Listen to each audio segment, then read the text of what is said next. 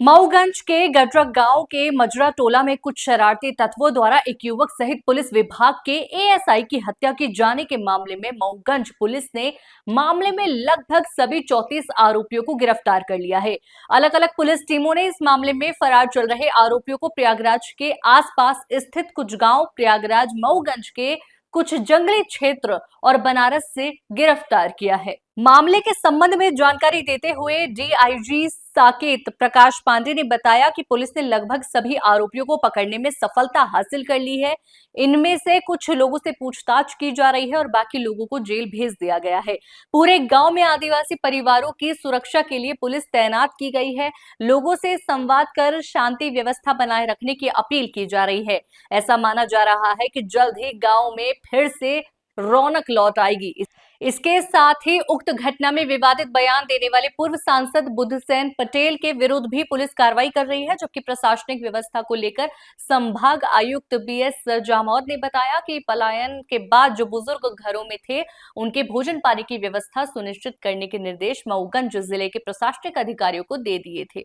उसके बाद समाज के प्रतिष्ठित लोग सहित आम आदमी से प्रशासन के अधिकारी मिल रहे हैं, उन्हें समझाइश देने का प्रयास कर रहे हैं। कुछ लोगों को भ्रांतियां थी कि पुलिस उन्हें पकड़ने के लिए लगाई गई है। प्रशासनिक अधिकारी लोगों की इस भ्रांतियों को भी दूर कर पलायन कर चुके लोगों से घर वापस लौटने की अपील कर रहे हैं।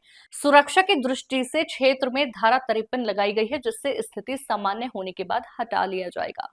देखिए, कोई भी घटना घटित होती है तो सबसे पहला दायित्व पुलिस और प्रशासन के ये होता है कि जो भी आरोपी हैं उनको गिरफ्तार किया जाए। प्रभारी आईजी साहब के नेतृत्व में पुलिस ने युद्ध स्तर पर यह अभियान चलाया था और सुव्यवस्थित रणनीति के तहत जितने भी हमारे मुख्य आरोपी थे इस प्रकरण में, उन सभी आरोपियों को हिरासत में लिया जा चुका है। तो पहला लक्ष्य हमने तय किया था, वो हम पा चुके हैं। अब रहा सवाल और अन्य विषयों की, तो यहाँ पर जितने भी हमारे पीड़ित व्यक्ति थे उनसे भी हम लगातार संपर्क में हैं और आरोपियों की धरपकड़ जारी है, ये उनको भी पता है। क्षेत्र में शांति व्यवस्था बनी रहे, इसके लिए भी हम सभी लोगों ने प्रयास किया है। सभी सामूहिक प्रयास हैं। जितने भी हमारे ग्रामवासी हैं उनसे भी हम लगातार संपर्क में हैं। गडरा के जितने निवासी थे वो पुलिस के डर से भागे हुए थे, उन्हें भी हमने मैसेज दिया है कि वो जो कि इस घटना में शामिल नहीं हैं वे सभी लोग अपने घर पे आराम से रह सकते हैं। ये मैसेज हमने कर दिया है और अब गांव के लोग धीरे धीरे अपने घरों में आ रहे हैं, निवास करना प्रारंभ कर दिया। विभाग के द्वारा सर पशुओं को और पीने के पानी की व्यवस्था की गई है। देखिए, जो घर के निवासी नहीं थे, बाहर चले गए थे, ऐसी स्थिति में पुलिस बल भी हमारा लगा था, साथ ही प्रशासनिक अमला भी था। तो मुख बधिर जितने भी हमारे मवेशी हैं उनको खाने की और पानी पीने की व्यवस्था हमारे प्रशासन के द्वारा की गई थी। साथ ही वहाँ पर कुछ लोग जो कि निवासरत थे, कुछ बुजुर्ग भी थे, उन्हें भी हम लोगों ने भोजन आदि की व्यवस्था कराई थी। सर, धारा 163 वापस ले ली गई कि भी लागू है वहाँ पे प्रतिबंधात्मक कार्रवाई चल रही है और इस जब तक पूर्णतया शांति व्यवस्था नहीं कायम हो जाती तब तक ये प्रतिबंधात्मक कार्रवाई लागू रहेगी। सभी वर्गों से हम लोग निरंतर संपर्क में हैं और क्षेत्र में पूर्णतया शांति व्यवस्था है। ब्रीफिंग क्या है, मतलब मऊगंज में लगभग सभी आरोपी गिरफ्तार हो गए हैं। कल तक हमारे पास लगभग 34 लोग हमारे हिरासत में थे, उनकी कुछ की कल पूछताछ हो रही है। जो मुख्य आरोपी थे, जो अशोक कुल की पत्नी, लड़के लड़की सभी पुलिस की हिरासत में हैं, उसके भाई वगैरह जितने हैं, जो भी मुख्य आरोपी हैं सब पुलिस की हिरासत में हैं। तो मैंने कहा कि आप लोग पूछ रहे थे बार बार, तो आपको आश्वस्त कर दूं कि लगभग 99% आरोपी पुलिस के कब्जे में आ चुके हैं। सर, के मामले में कुल कितने आरोपी बनाए गए थे? अभी तक 34 हैं। सर, थोड़ा सा पूरा क्या मामला रहा है तो आपको पता ही है कि अशोक कोल का घर रहा, अशोक कोल की पत्नी, उनके बच्चे, उनके परिजन लोग मिलकर ये वो जो डॉक्टर द्विवेदी के बच्चे सनी हैं उनकी हत्या की गई। उसके बाद गंभीर कानून व्यवस्था की स्थिति निर्मित हुई, पथराव हुआ, उसमें हमारे एक एएसआई शहीद हुए और वहाँ पे बल लगा हुआ है। लगातार अभी तक की स्थिति में पूर्णतः शांति व्यवस्था है। हम और आयुक्त महोदय लगातार प्रतिदिन घटनास्थल का भ्रमण किए, गांव का भ्रमण किए हैं।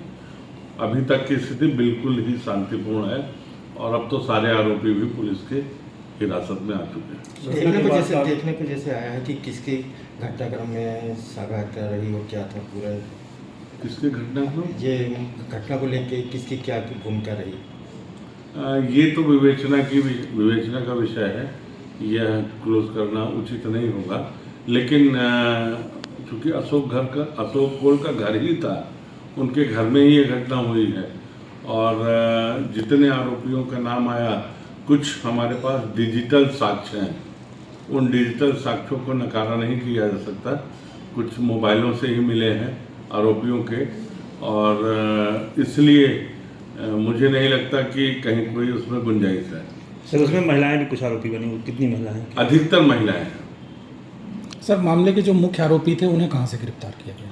देखिए, अलग अलग स्थानों से गिरफ्तार किया गया। कुछ को उसी क्षेत्र से, कुछ को यूपी से, कुछ इलाहाबाद से, कुछ को प्रयागराज में, कुछ गांव से, कुछ को बनारस के आसपास लगातार हिरासत में लिए जा रहे हैं।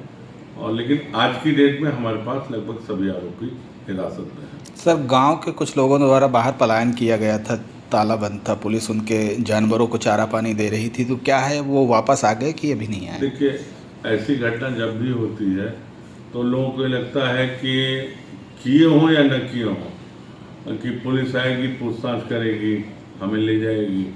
उस डर से लोग भागे थे।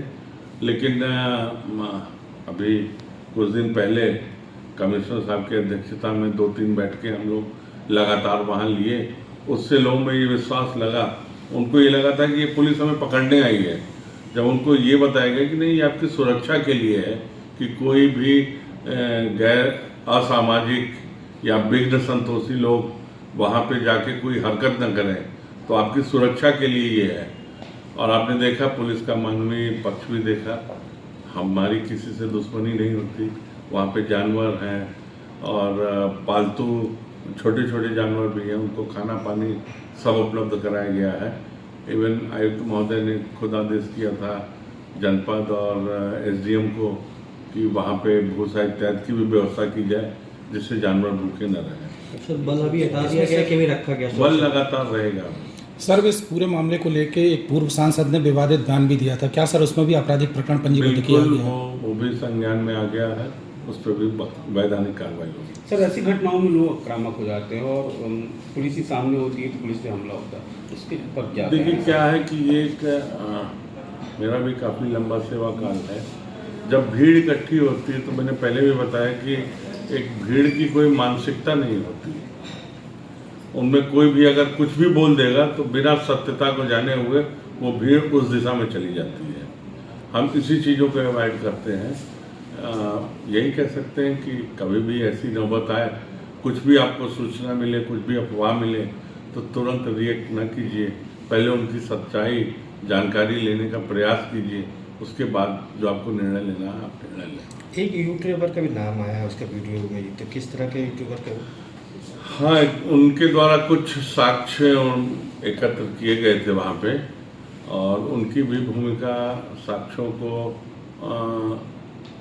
के अपलेखन से ही संबंधित है।